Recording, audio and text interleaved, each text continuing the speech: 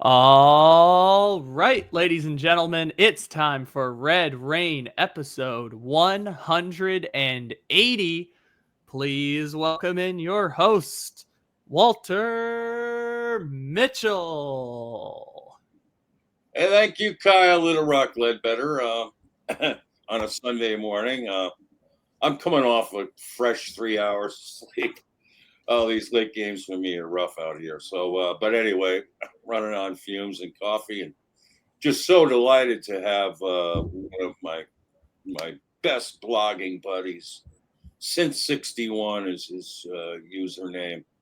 And Sam is his real name. And he's here, and it's kind of auspicious that we have him today because he is a dual Broncos Cardinals fan. So he took particular interest in the game last night. And so let me turn it right over to Sam. Sam, your immediate impressions of last night's game. Well, it's a good thing that none of the starters played, right? For either team. So we really don't have a real definite impression of how these teams are going to play during the season. But it was not a pretty sight for our Cardinals. I think the Broncos had almost 600 yards or 560 some yards of offense. Right. And I think our vaunted running game, we are a run-first offense, I've heard. We had 36 rushing yards last night. Right. We did have two good, solid performances from Brissett and Gillikin. I thought our punter was probably the best player on the field. Right. We gave 405 yards to two backup quarterbacks for the Broncos. Yeah. Ooh. Yeah. It was a rough watch. It was really painful. Especially after Brissett left the game and, with some momentum going there with a really nice TD pass. Let's cue over to that. Kyle's got it out here. Let's bask in this great highlight of the Brissett TD. We'll break it down. And I got a number of things to say about Brissett. And I'm really, really happy to see him so relaxed, and he seems totally different than what he was last year with the Patriots. Yep. So here we go. 2nd and 5. Teams marching. Nice rocker step throw right over the top to Simi Fehiko, who we've been waiting to see play, and he rose to the occasion on the little straight seam pass.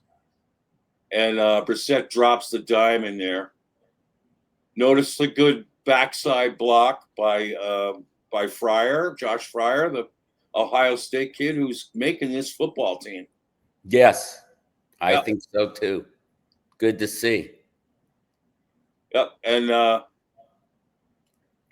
so, and I thought that Brissett bought some time in the pocket really well. He's got a twitch move that he escapes the initial threat, and I really liked.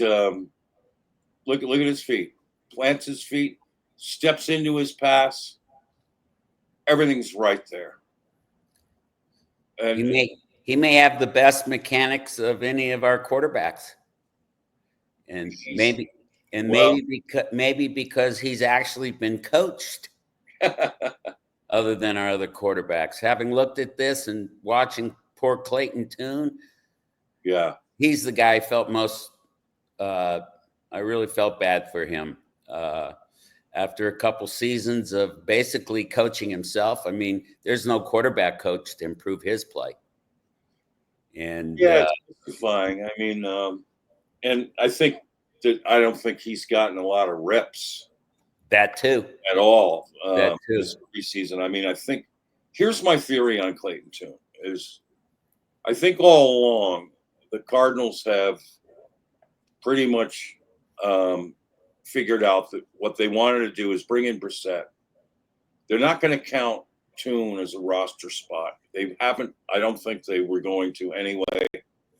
And I think the fact that they haven't signed another quarterback, and they've kept Tune, means that I think they have plans of keeping him on the practice squad, and hopefully he'll continue to develop. And he brings a lot of value as a scout team quarterback. He's got the size, he's got the arm, he's got the mobility. So he's got you covered there. Also, I know that he's well-liked, and he likes being in Arizona. I've heard this from a couple of very reliable sources. Kyler invited him out to L.A. with the group, which I thought was really cool. And he's golfing buddies with Trey McBride, Clayton Tune is. So, I mean, I think he's got a good little gig here for now. I mean, I know he has higher ambitions than what he's getting, but I think he likes being on this team, and I think he'll do what it takes, what the coaches want from him, and take it from there. The other thing is that as awful as it looked, I mean, when you looked at the coaching tape, the 22, I mean, the Broncos, and I want Sam to comment on this, the Broncos had a major hiring to help Vance Joseph, get his coverages correct. And I'll tell you, they were like white on rice covering all of our guys last night. It's because of their assistant coach. Who's the coach, Sam? Jim Leonard. Yeah. Explain. Yeah. Well, Jim Leonard was a guy that a lot of teams looked to hire as their defensive coordinator, and a lot of colleges looked at him as a head coach. This was beginning of last year in preseason, and Sean Payton convinced him to come in and be the assistant coach, defensive coach for the Broncos, and he turned down all those jobs and came to work for the Broncos. And Vance Joseph's coaching improved substantially. So it wasn't surprising to see a tight end score a touchdown against the Broncos last night, because VJ still cannot figure out how to game plan against the tight end.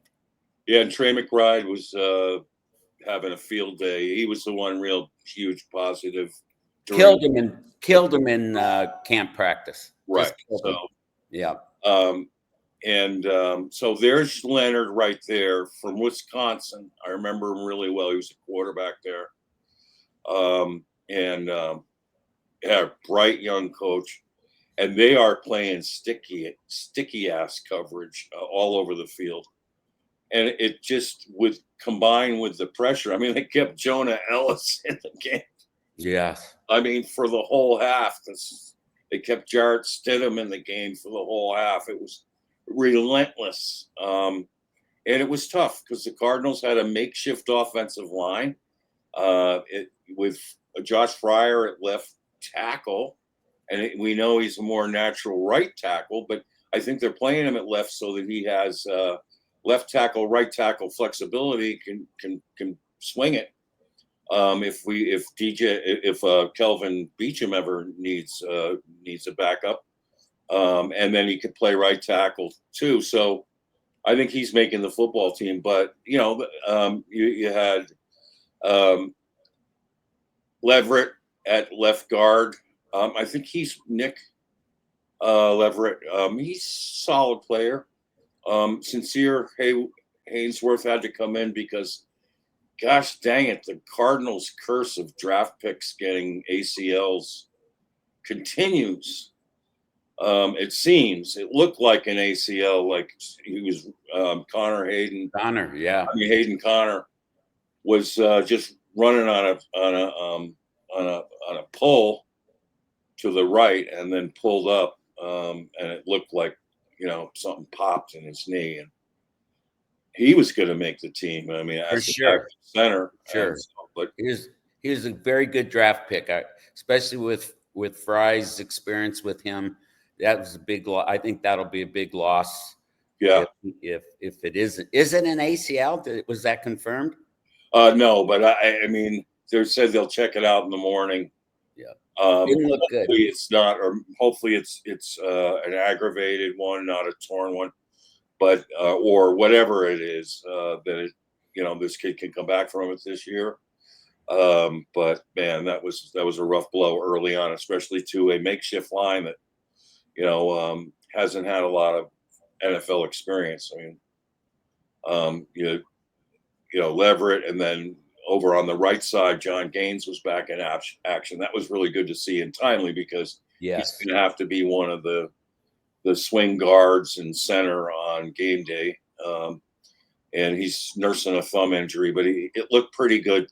That he hung in there pretty well last night. yeah, I saw he had a good PFF grade. So he's developing well. yeah, I think everybody on that offensive line is developing well. It's nice to see the front office put some draft capital and some cash capital into that offensive line. It's been ignored for too long. Yeah, and we had Jeremiah Byers at right tackle, who's the Florida State kid, was a captain there for a couple of years. He did pretty well. Problem was they just got, like you said, no push in the running game. No. And it made me wonder whether that would have been the same with Clayton Adams as our offensive line coach. I have high hopes for Justin Fry, obviously from Ohio State.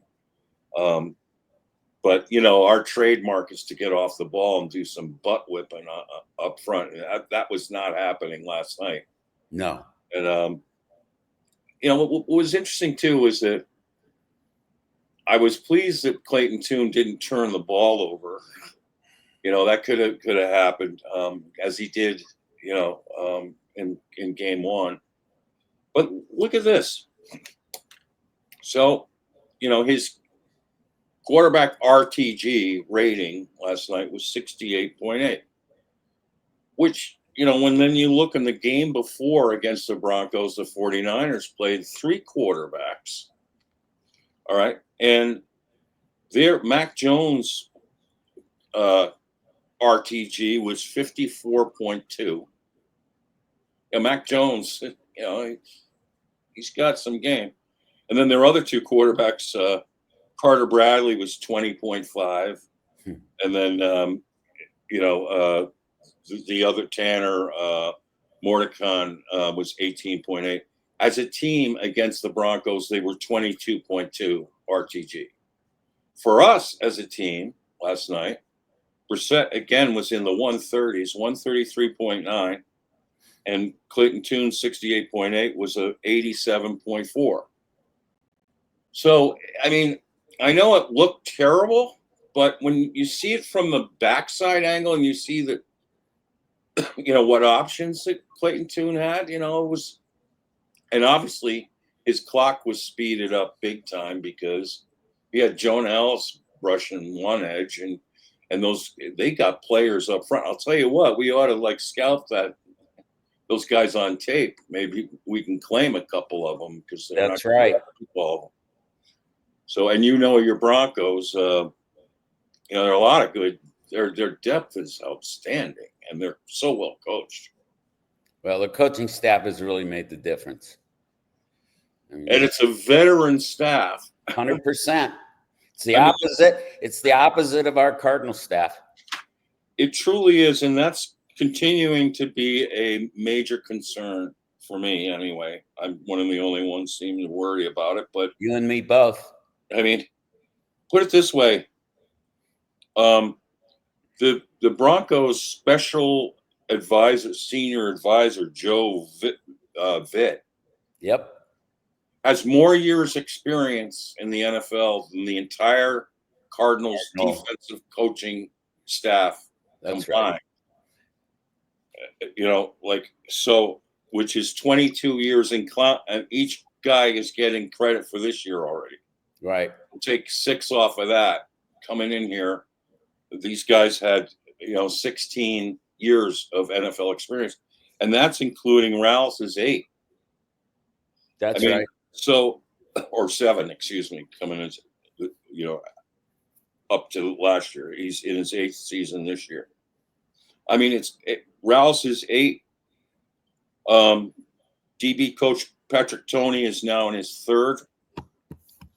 The new defensive line coach, Ladabadero, this is his 1st. Yep. Cornerback coach Ryan Smith, this is his 3rd.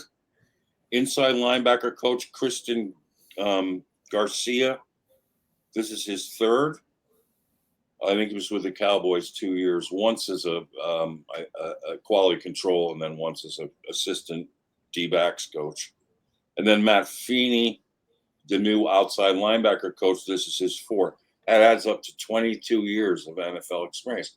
Yeah. I mean, and then, you look on the other side. Yeah, let me give it to you. Go ahead. It's a tale of 2 franchises. Right. Gannon and Peyton were hired the same year. That's 2 years ago. That's 2 years ago, both going into their 3rd season. So Sean Payton, 17 years as a head coach, 27 seasons as an offensive coach. So what does he do? He hires an offensive coordinator with 30 years experience, a senior offensive assistant with 31 years experience, 2 offensive line coaches with 29 seasons combined, and you get the idea. It's too bad Jonathan Gannon didn't get that idea. He hires offensive coordinator. It's his first role as the OC. That offensive coordinator is supposed to fix an underperforming quarterback. Right. Had, prior to his OC experience with us, 2 years as a tight end coach, 1 season as a quarterback coach. He's got a 12-22 record as an OC. Last season, the Cardinals had 8 wins. The Broncos had 10 wins and made the playoffs. Tale of 2 franchises. Right, with a rookie quarterback. And I'll tell you, we started off today talking about good thing we didn't have any starters in there. One of the things I like to see in preseason, besides young guys growing and developing and who's going to make the squad, who are the bubble guys, who are going to be able to maintain their dreams of playing in the NFL. What's more important to me is let's see what the coaches have done with these kids early on. Are they getting them ready for the season? Are we seeing players develop? Is the communication getting better? Are they struggling in coverage? Are there penalties? What's going on here? After the first 2 games, I'm scratching my head. I'm not sure about our coaches, at least coaching in the preseason. They'll get better. This team will get better. It's young. They've got a whole season to grow and improve. But after first 2 preseason games, I'm not excited. Yeah. In a good way. Yeah. The biggest concern for me is, I know fans have been touting Gannon's culture, but how can you be a defensive-minded head coach and you don't have a culture of tackling? Oh, the tackling was terrible last night. If that's not part of the culture, you don't have a freaking culture. I'm sorry. All right. So we've watched this for 3 years. Yep. Continue. And the thing that worries me a lot about Gannon and some of his decision making is he can't make a decision. He can't stop a fire when it's happening. He doesn't have the fire extinguisher. He doesn't have the knowledge or something or the wherewithal. Is when it goes south, it keeps going. And there's no, the best. This is why you want, veteran assistants who can say, hey, coach, let's try this. Let's adjust here because, if we keep doing this, they're going to, pound the rock on us or they're going to throw it at their leisure the way that the Broncos did last night. It was disgusting. That's the other thing is, what kind of culture for a defense is it when the defensive players are like lost in coverage so often and their techniques are not good. They're not solid. Kyle, let's go to that Stidham to Franklin slot shot against the zone. Pass. Beautiful. Yep. But we got to show you why. Okay, I'm just, I got to show everyone why the Cardinals misplayed this so badly. All right. Now you got to look here. Pause. Look at this defender right down here on the bottom left. Notice he's just looking at inside, and he's letting Franklin go right by him, and there's no one else. There's a guy on the line of scrimmage, but he shouldn't count yet. What the underneath defender needs to do is ride with Franklin till he can pass him off to the safety. Instead, he just stands in cement, which Gannon's defenders always frickin' do. It just stands in cement, and there goes Franklin. And then the cushion's too big, so the slot shot is wide open. So look.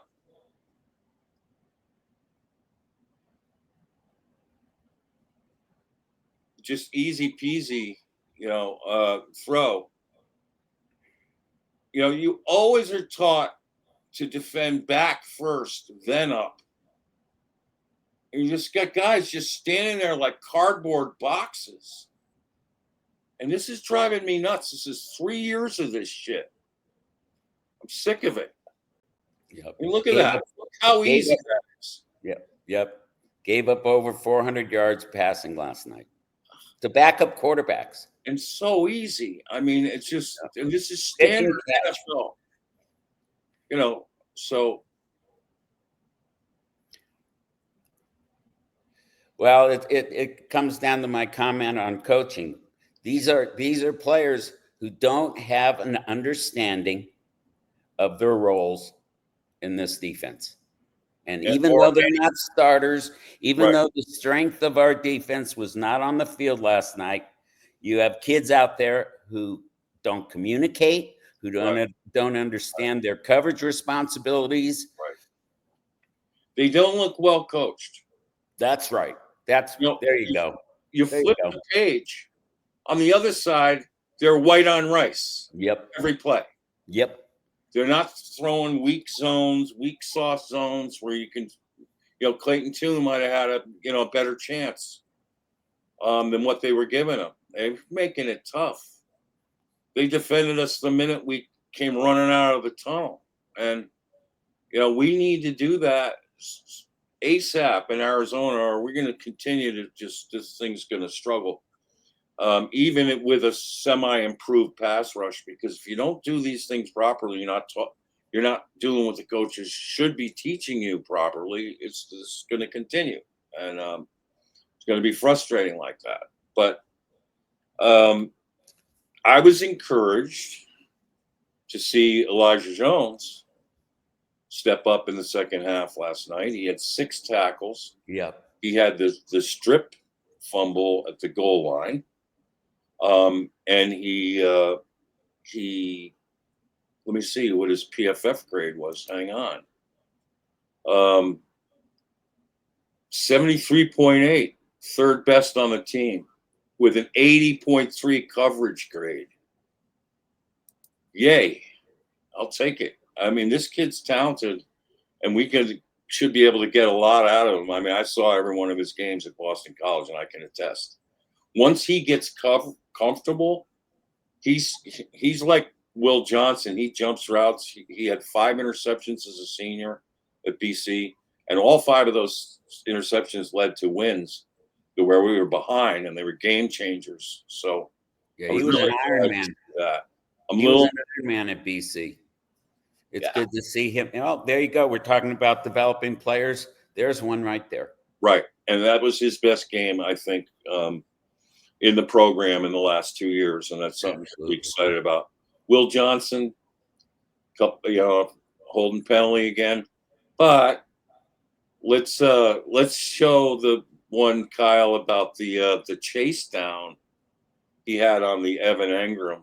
Yeah, that was. I never in all my time in Arizona saw Pat P do this. I think once the play was away with him, he would quit on it.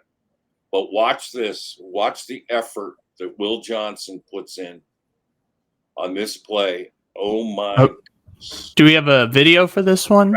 73 yards. It's one of the ones I put in there. Well, if he hadn't run him down, he probably would have run in the end zone. On the Engram run. Yeah. Down towards the bottom, maybe the last one. Yeah, this is really. Of course, this frustrates you too. That a little out pass to the tight end goes 53 yards. 53 yards. Deep in their side of the field too. See Johnson there? That was a touchdown saving tackle. Correct. And he came across the field. Look at him here. And he clocked it over 20 miles per hour chasing down this play. Yep. That tells me this kid is a baller. And he got after it on this play to save that tackle. Man, really disappointing Darren Hall effort there. Yep. On that tackle. That was not good. All right, so let's go. Let's see this catch up by Johnson. He takes him down. Let's go back to the start of this again. And let's pause. I'll tell you when to pause. Now, why does every Cardinals defense I've ever seen do this? I mean, there's absolutely no reason for the edge to close that down and give up contain so easily. You see what I'm saying? Stidham's well in the end zone when he throws that ball. Right. I mean, and there's no pressure because none. Look at the advantage you're giving, and then, oh my goodness. I mean, we're supposed to be in a man. I mean, we're getting man coverage right there. Who's on Ingram? Nobody. Yeah. I mean, this is so undisciplined. And it looks like 27 originally has the assignment. So if we go back right about here, right, drops down to the running back. That's like he's blocking. Right. That's Akeem Davis Gaither, who's supposed to be a starter. Yep. So right here goes down to block. Ingram goes out, and now he's a step behind. And then it's well, in addition to the edge rusher being there, you've got essentially one-on-one the rest of the field. And once he's a step behind, it's game over. Right. That's interesting, too, because Will Johnson has read the play already. You can see. That's why he got a head start. He saw flow and he knew, we're getting bootlegged. Now let me go chase. And look at the proper angle, too, he ends up taking. I mean, if he went straight towards Ingram now, he wouldn't have had the angle. But that's a really savvy football play right there. Absolutely. Hustle. Yep. See, so it's not all negative here. We've got positives. Oh, 100%. A lot of positives. Yep. Besides the punter. Positives mixed in with negatives. Yeah. Well, when you give up 405 yards passing to two backup quarterbacks, it's hard to have a lot of positives, especially like you said, it's Keystone Cops in the backfield. Right. But the strength of Rawls' system is really disguising coverages from the three high safety. And because we have a great safety room, we're able to make up a lot of deficiencies in our cornerback room. Yeah. And now that we brought in, now that I think we'll have a pretty good, consistent pass rush, we'll be able to do some more things and hide some weaknesses. We'll be able to move Buddha around even more. And Buddha is the red dot every offense has to prepare for. Yes. And that's the strength of this defense. Right. Yep. It is. They weren't on the field last night, and they shouldn't be on the field. They need to be ready to go and be healthy. So I totally get it, but they need these young guys to understand the scheme and what they're supposed to do. Gannon and Rallis love versatility and hybrids, but these versatile and hybrid players need to learn the scheme. We're terrible on third down, just terrible. And we were terrible last night on third down. And the penalties were just one bad one after the next. Yeah, so, when there was a good play, there was a penalty to offset it. Correct. Yeah. So, but yesterday, see, here's where I wanted to see was, okay, don't play Buddha, don't play Zaven, don't play Calais, but you have all these young guys, and we don't know yet how our inside linebacker situation shapes out because they're too untested. I mean, how many reps has Mac Wilson Sr. had at Mike? In his career, none. Up until this training camp. Huge experiment. Right. The other thing is, are we sold on Akeem Davis Gaither as the will? You know, so why not start them? And he's supposed to, you know, Wilson's supposed to be the green dot. So why not start them with like LJ Collier, Dante Stills, and Darius Robinson up front? I mean, Darius Robinson needs snaps. I mean, why aren't we just, you know, they play Jonah Ellis the whole freaking half. That's right. And we can't play Darius Robinson? I mean, a young player who needs the reps. So to me, that was a totally wasted opportunity. And we could have been so much more competitive. And then we should have had the starting corners out there. I mean, I don't know why Garrett Williams shouldn't have played in that. He should have been a part of that mix. I mean, get some chemistry going. These are all young. We're going to have a young secondary other than the two safeties. And the two safeties, veteran safeties, are going to play up. They're going to play. They're not going to play back. Right. So, you know, get the back end coordinated and everything. And they blew it. And then I find out after the game that Nick Rallis isn't even calling the frickin' plays. He's up in a press box. And Gannon won't tell you who was calling the plays, except to say, well, Gannon, you know, Rallis wasn't calling the plays. So now all these Cardinal fans are going, oh, no wonder then. That's why we sucked. Bull freaking shit. That is just so bogus. I mean, Nick Rallis deserves a night off from calling plays. I mean, how many good games does he call?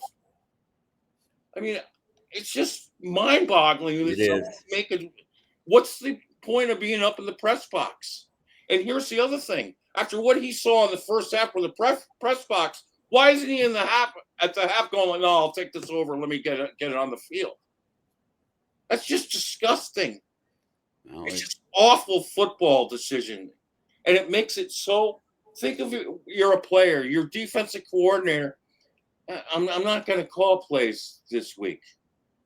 What kind of give up is that? I'm going to watch it up from the Mile High press box when you can watch it from there on the coach's tape after the game and learn all you want. You can do it on the flight home. It's just so annoying. And this is why. This is the inexperience speaking here. So we had, I don't know who was calling the plays. Nobody knows who was calling the plays. The guy who's supposed to be calling the plays is up in the press box. And then on the other side, you got Jim Leonard calling those coverages every freaking play where they're in our jocks coming out of the tunnel. It's just so uncompetitive. That game, it just turned out the way it was supposed to turn out because it was so undercoached by the Cardinals and so carelessly coached and so carelessly prepared. And by the way, we got a pretty much ass whooping in the scrimmage, in the organized practice for the third year in a row. Yep.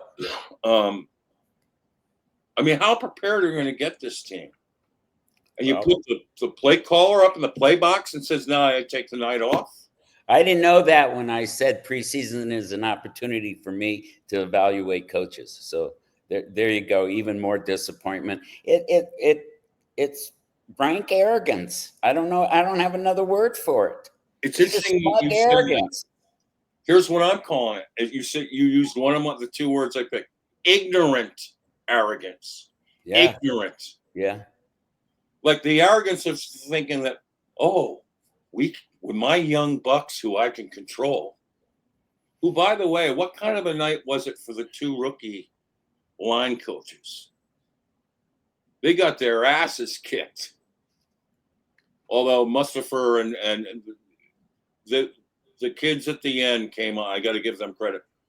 Mustafa came on. He played great. Came on. Yep. Towards the end, those kids played harder. Yes. So give for job somewhere. Yeah. So Ladabadere, Coach, Debo, get credit for the fourth quarter, but before that, it was not looking pretty. And then the offensive line last night was just not Cardinal-esque from what, the one thing fundamental that we have done well since Gannon arrived and Petzing is block. And last night, that was a struggle. The blocking was, let me just check one thing on the PFF. A couple guys graded well. I just want to confirm it.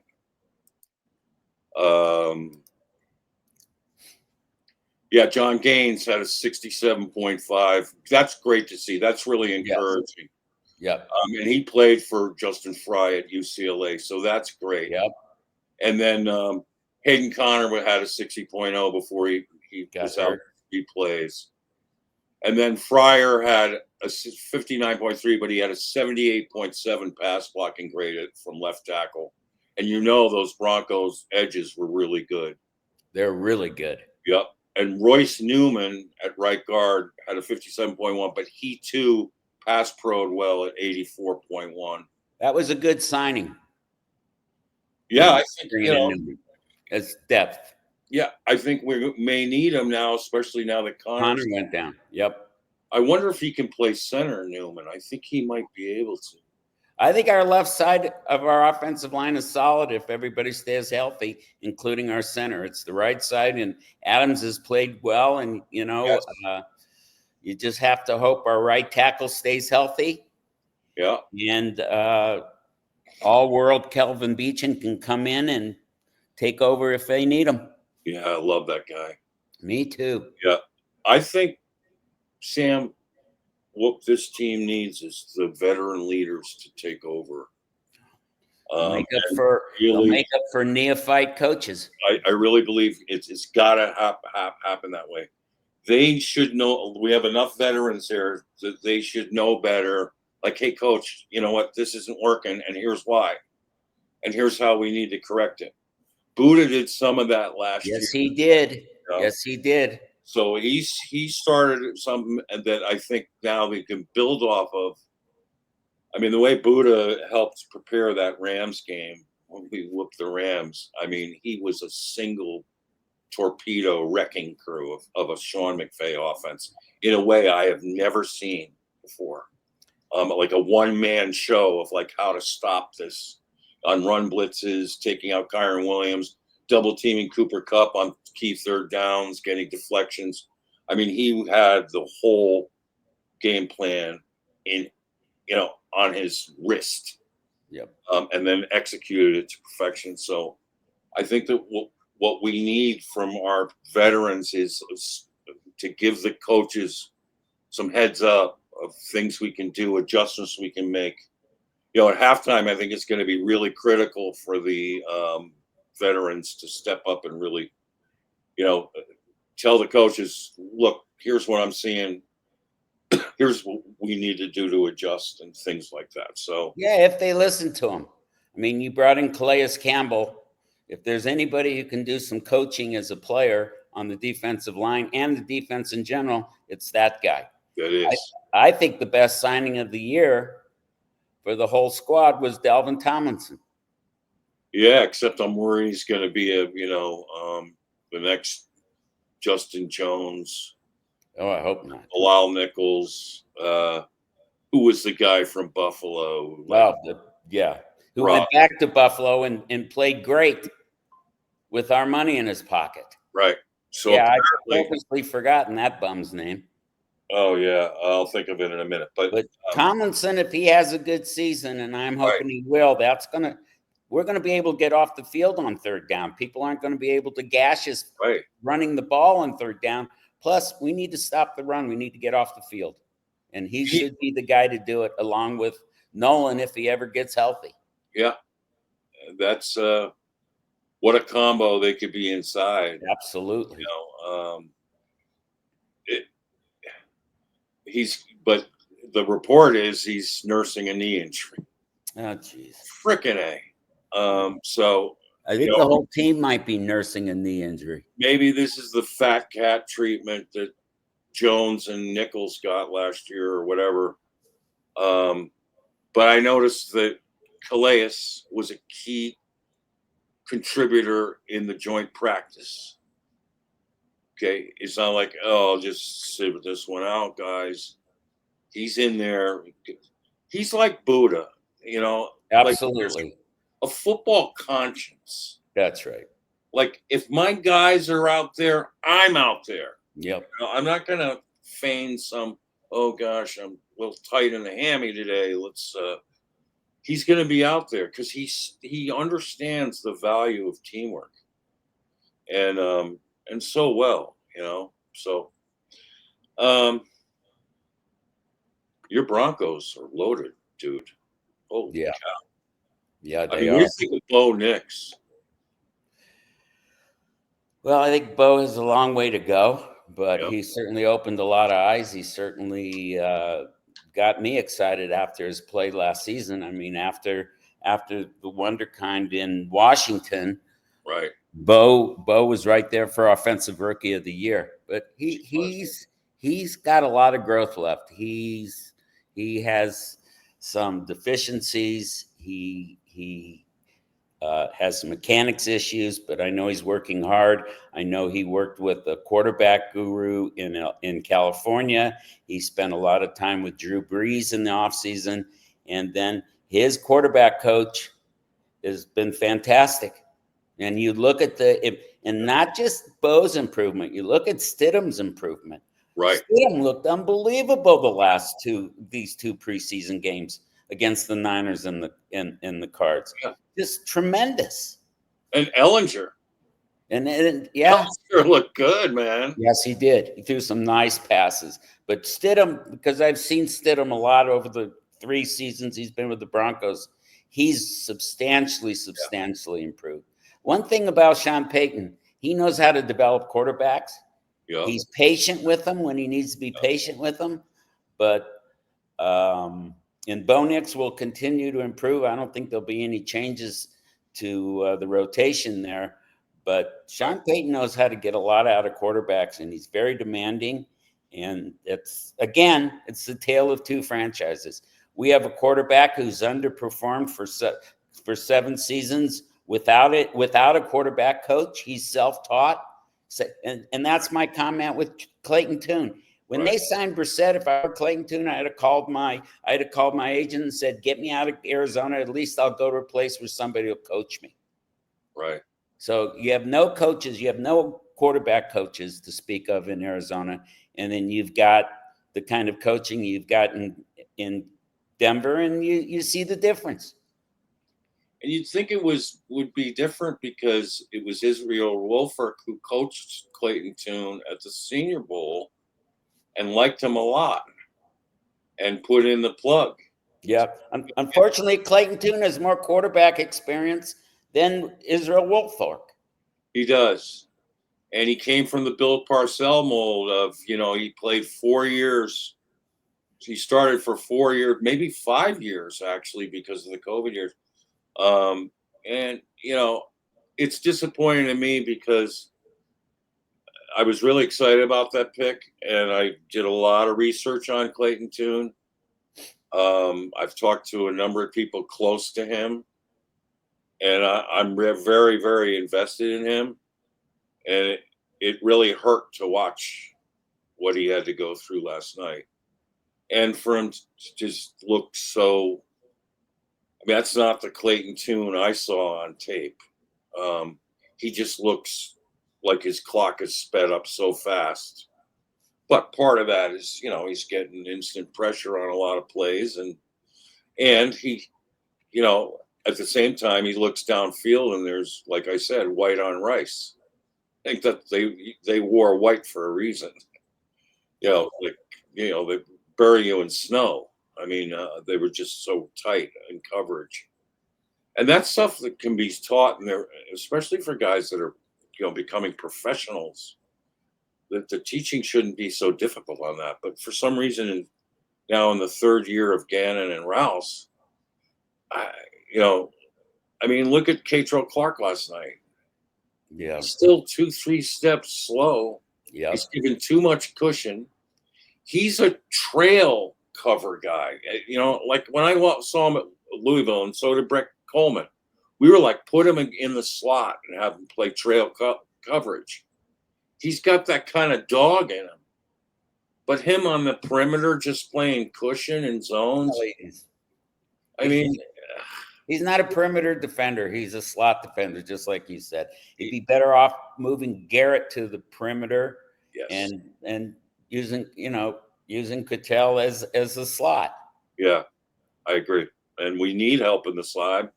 I'm wondering who's going to cover there, and because Garrett Williams is not, I've been watching him in training camp. He's struggling a lot in man coverage, and also Will Johnson. He can play man in the third of his area, but once you get him trying to play man on guys who are going to go cross field, he struggles, and that he struggled with that at Michigan. And that's not his game. He's a zone corner who can, if you give him the right matchup, run stride for stride with, he'll be fine. But you're not going to be able to put him on, like Puka Nacua, which Brian Baldinger suggested to Phoenix this week. Like, oh, you can put him on Puka. Not now. You're going to have to groom him for a couple of years to do that, in my opinion, because, put it this way. I don't know if you've ever heard of Torrey Holt from Colorado State. Torrey Holt put on a clinic against Will Johnson, beat him left and right. And Torrey Holt is now in the NFC West with the Seahawks. Oh, boy. He's a 5th-round draft pick, and he's having a hell of a camp with them. And so, but you can play Will Johnson to his strengths and be really good at it. So I'm not worried about that. But who's going to play the slot? So I've narrowed it down to 2 guys. One, Max Melton, because he's got the feet, he's got a sense of leverage, and he's got recovery speed. You need all 3 when you play the slot. And the other is Rabbit. Yep. Rabbit has such a great sense of leverage. Yep. And timing. But the problem I have with that is that he's our best player on the back end, which if we're going to jump routes and be aggressive in the secondary this year, you need a guy on the back end who's going to save the day and be right there to, help if, the receiver gets by the jump. But other than that, and then I would put Catrell there, and I would, groom him to play that slot so that we have, another guy. And this kid, Stephen Gilmore. Yeah. Stephon Gilmore. But Stephen Gilmore has feet that I think could translate well eventually. I think put him on the practice squad and try to develop him there. He'd be good. But yeah, that's going to be a huge concern because we can't play zone all the time, Sam. We just can't.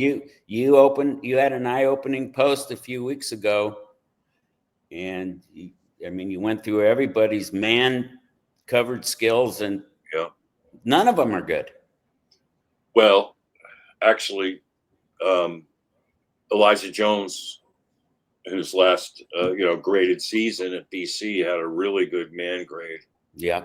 So that's encouraging. Max Melton, I think, has a better grade than most. Yep.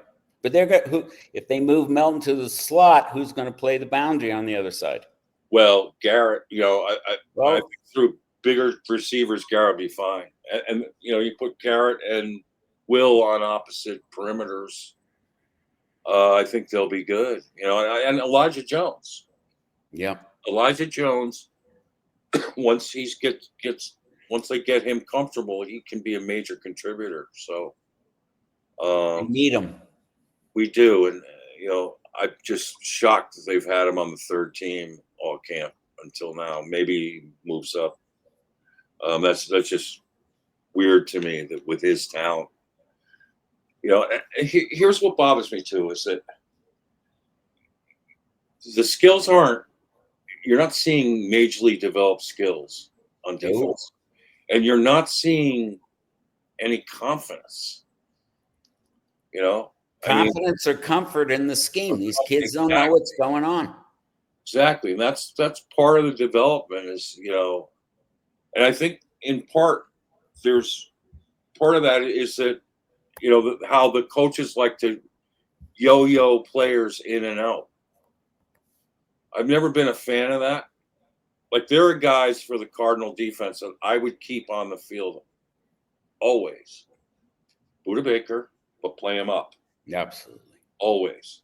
Always. Play him up in coverage, play him up near the box so he can make those tackles, etc. And he can cover for someone. If you crash inside, he can contain. That's in his wheelhouse. Jadrian Taylor Demers, I would never take him off the field. Never. Keep him in center field. If you move him up to the slot, you can come in with Keaton Crawford, who, by the way, I think is a really good pick for them. They were using up as strong safety last night. I think he's a better free. Although Joey Blunt made some good tackles in the open field last night, but I think that Keaton, his future is at free, especially if you move Rabbit down into the slot. And Keaton, and he high-pointed that interception in week 1. So, and he's got a feel for the back end, which is exciting. So, I mean, the talent is there. It's just, but where you're going to get the confidence too is by keeping a continuity on the field, so they get used to each other. When you keep throwing in moving parts, so. I get maybe in the early going, they're getting to know players and they want to get like Little League. They want to give everybody a chance. But now comes a time where they got to dig down. That's why I wished last night they would have done that. Dig down, get that secondary that you and the linebackers you think are going to start for you and have them in coverage packages communicating. Like you said, I mean, communication is such a key. Yeah, I don't see any of that. No, it's not happening well enough. But the more they work together, the more the continuity grows, the higher the confidence. And Will Johnson be more confident about taking risks. Because in my opinion, you got to give a guy like that a green light. You got to let him go. You say, you know what, you have these instincts. We're going to cover for you. If you got beat deep occasionally, we'll come back from it. But we want you to be you, and you take your breaks, and we're going to have a guy shading to your side to give you some help or whatever. And they have the safeties to do it. You do. I mean, in Rabbit, you do. Yeah. JT is I think, box safety. I've been wondering whether they ought to trade JT to a safety needy team. But then I really love the player. Yeah. It's too bad that he and Buda's games are just so they're not, free and strong compliments, because neither one of them ever really could. Both of them could. Nobody runs the alley better than Buda from the free. So, but you got to be able to cover on the back end there, and he doesn't have the range to do that, or instincts, and neither did JT.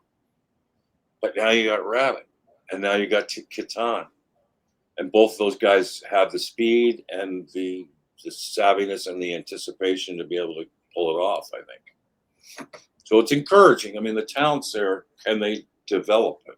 The talent is definitely there. I'm not sure we could say that about the inside linebacker position.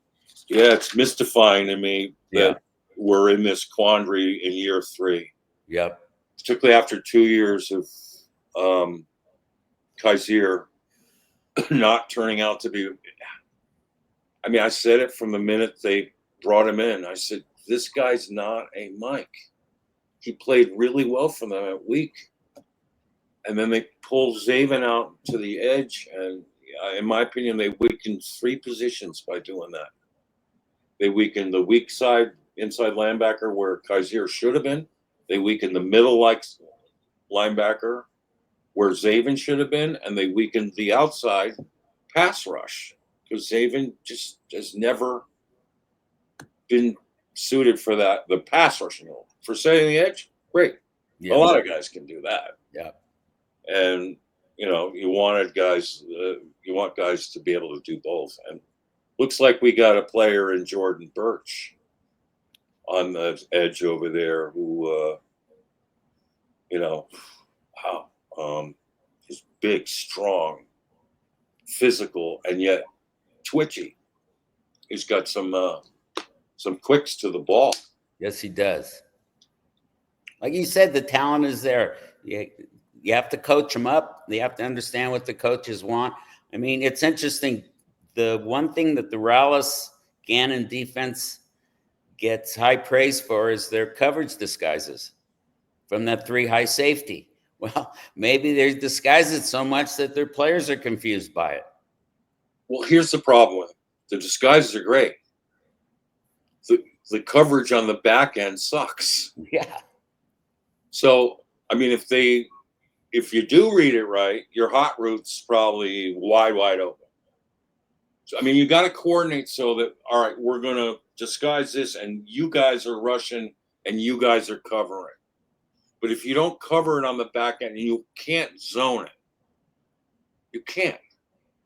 You got to man it. When you run elaborate blitzes like that, you can keep one guy back, but you got to go 5 on 5. You have to have 5 on 5, helmet to helmet.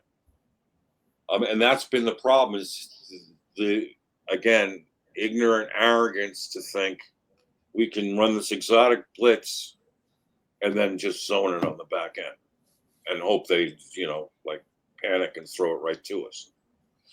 And it's not going to happen in the NFL. Quarterbacks are too savvy. And if you leave guys open, they'll find them. And they'll for sure exploit you. And then there's the offense. Yeah, well, I'm so glad to see Jacoby Brissett looking so at ease and happy to be in Arizona and content. And I really believe, and I think that this system caters well to his skills. And, he played in it with Petzing at Cleveland. He had one of his better years there statistically. They were 4-7. So that wasn't, the good part. But Jacoby played pretty well. He might be the best coached quarterback on the squad. Well, he's played for Belichick. But I mean, all the stops he's made, and meanwhile, Kyler and Toon have Israel Wolfork as their QB coach. Yeah, well, and I'm not sure quarterback developing is of strength of Drew Petzing's either. I think he's got other strengths, but if you put the right kind of quarterback coach with him, but then again, we may have that coach in Jacoby Brissett now, like you said. I mean, we may have that wisdom with us now in the form of a player coach. He has more QB experience, more varied QB experience than anybody in that room. Now, maybe Kyler Murray will listen to him. Yeah. And that would be I think a blessing for the Cardinals if that were the case. And I think Kyler's hopefully eager and willing to listen. He has lauded the presence of Jacoby Brissett in the building and likes his relationship with him, and so.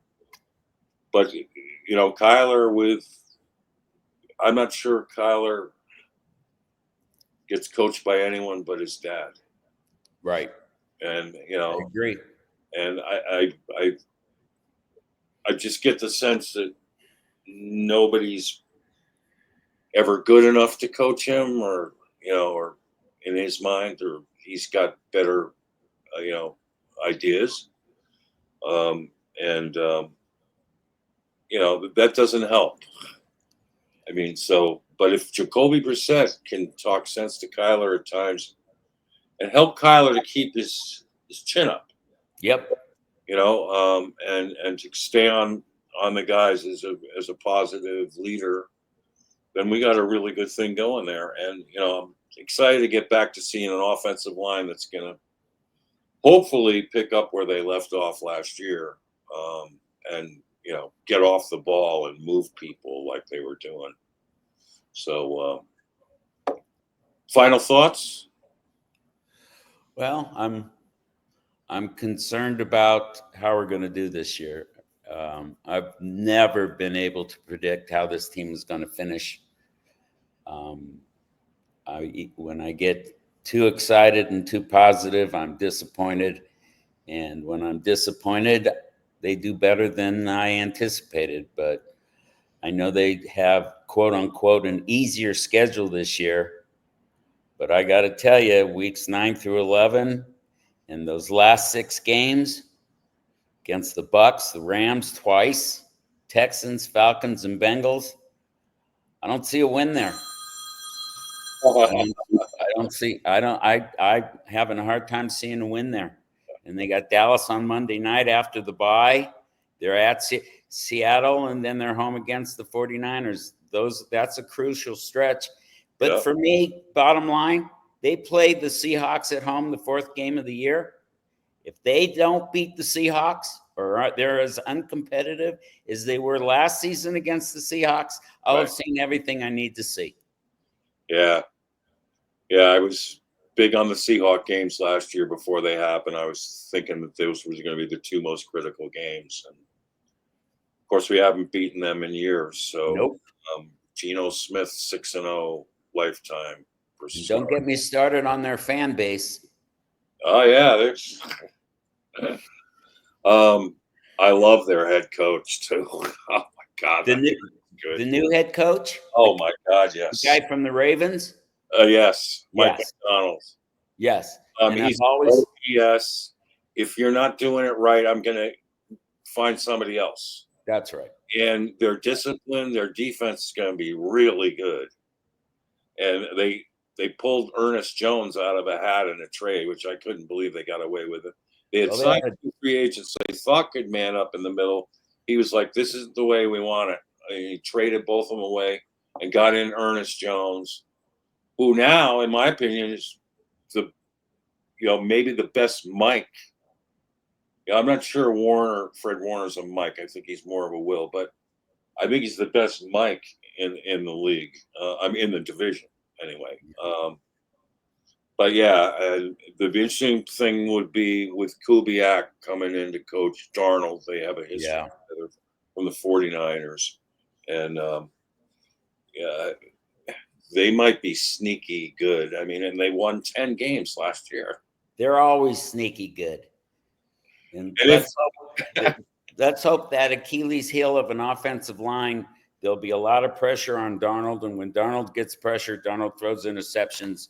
And let's keep our fingers crossed that's the story of their season this year. True, except that on paper they got so much better. They took the kid Zabel. Yep. The left guard who has been lights out in camp. Their 2 tackles are good. I mean, they're not the problem. The question is the Michigan center, who's a little smallish, but I always liked him. I think he's good. And then at right guard, they had to figure that out. Christian Hayes from UConn, Haynes. A guy we liked scouting 2 years ago, but was just kind of not catching on as fast as they would hope last year. Might be a decent player there. So if he is, they're going to be pretty good. And they got Cooper Kupp now. Yep. Was going home for him to Washington. Sure. You know, can't take him lightly ever. And absolutely not. Smith-Njigba is legit. And that home game is a Thursday night game. It's a short week after an away game in San Francisco. So that'll tell me all I need to know about us. I love your stuff, man. It's Same. great having you on. And keep an eye on those Bronco cuts. I want to talk to you then. You might have a couple guys that we can pitch to Monty. Because I thought their edge guys looked really good last night, and they're deep. They got guys coming off that edge, real athletes, and their inside linebackers I thought were really good, especially the second and third ones. Maybe they're worth looking at. So I'm going to send you on a scouting mission for your own Broncos team, and when cuts come out, I'm going to get right to you to find out if we can get like the hot wire to Monty to get in a waiver wire claim or two of these bucking Broncos of yours. Well, they brought in a terrific edge, and the Broncos let him go last year. He's a starter for us now, so that's something we'll have to keep track of. The Broncos led the league in sacks, so there's some talent there. So who are you talking about? Baron Browning. Baron Browning. Oh, right. Oh, I get you. Yeah. I wish Monty's on it. Why wasn't he playing last night? Oh. Well, he's a lock. He's a lock. Yeah, well, he's got the speed. And I will say Browning had a hard time. Browning would probably still be a Bronco, but he was injured a lot. Yeah, he was. And he's got the talent. And he's an Ohio State kid, so gotta love it. Yeah. Yeah. So Kyle, Little Rock. Hello. Put a concluding opinion out there for us.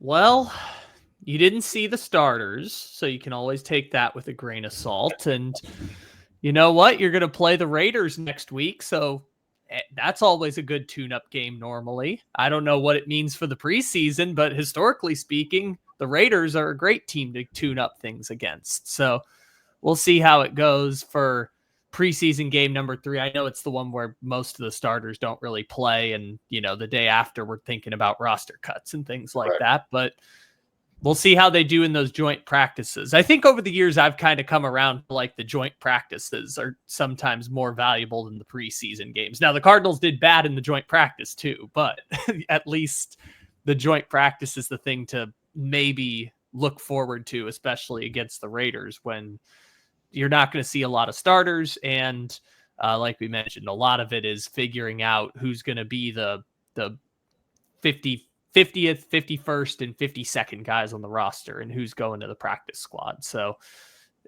get right week against the Raiders, even though it's the preseason. Well, I'll tell you what, after that game last night, I needed joint practice. Good one. I needed therapy. That was so hard to watch. So, but yeah, good assessment there. And I don't know if we're having a joint practice with them. I think we're just playing the game. I wish they were playing it earlier, like Thursday or something. And, but got to wait till Saturday again. And yeah, then we're down to the wire and we're going to have to, I posted my 53 this morning on Red Rain blog. So you guys can hop on that and see where you concur and where you think we ought to make some changes. But so I'm going to stay on top of that. So that's version 2.0 is out now. And, till next week, let's, get ourselves out of the doldrums, pull ourselves up, and hopefully we'll see much improved performance will make us feel better and more confident about what we're looking at. So thank you all. Sam, awesome having you on. We want to make a habit of this. My pleasure. Glad to do it. Always fun to be with you. You're a natural. So we're going to tap into you. And then Kyle, of course, have fun with our A's today and bring home the sweep, will you? I mean, they're playing great, and hope Sodi hits one of these in the ball game today. Little dinger, yeah. Kyle gave me this signed Sodi bomb, Tyler Soderstrom. So I'm fortunate, man. So anyway, everybody, thank you for your support. Thanks for all the great posts at Red Rain blog, and please continue to go there. And we're getting some good conversations with Since 61. Sam is on there, and a number of really astute Cardinal fans. So come and talk. Great. It's been really great. Yep. And with the returns, been really amazing to me. Last week, or this week, we've had 3,700 hits. Not surprised. I mean, whoa.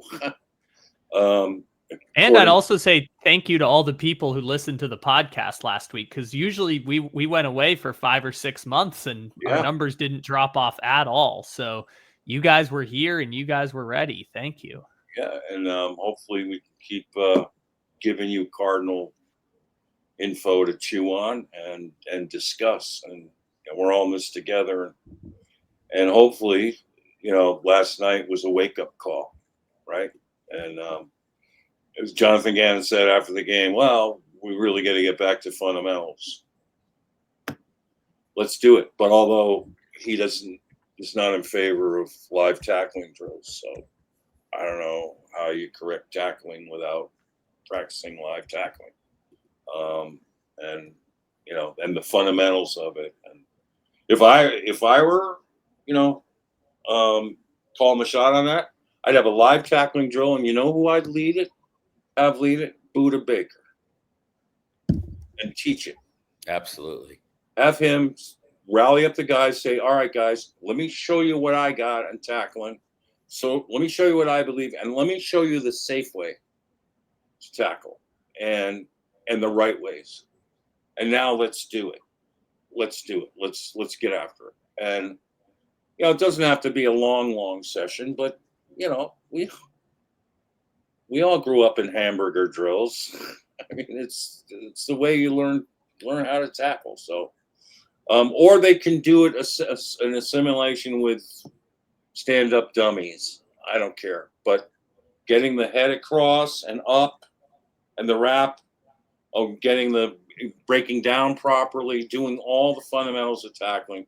Because last night was just from the opening touchdown, where I still don't know how this guy got in, their running back got in from 7 yards through that kind of traffic. It's terrible. It was awful. And that set a tone for, the defense for the whole night. So. How do you improve the culture when you don't teach kids how to tackle? Correct. It's no culture. If you don't tackle, you can't talk culture. Right. Because the best teams, the one thing that they do is they block and they tackle and they cover you, and you try to, and we have skill guys who can try to avoid all that. So, and get in the end zone. But with blocking and tackling, if that's not in the culture, it obviously hasn't come from the coaches. So we got to change that real fast. So may the red rain shower down on all of us into the red sea on Saturday night against the Raiders. The Raiders are in town. So to the red sea, red rain.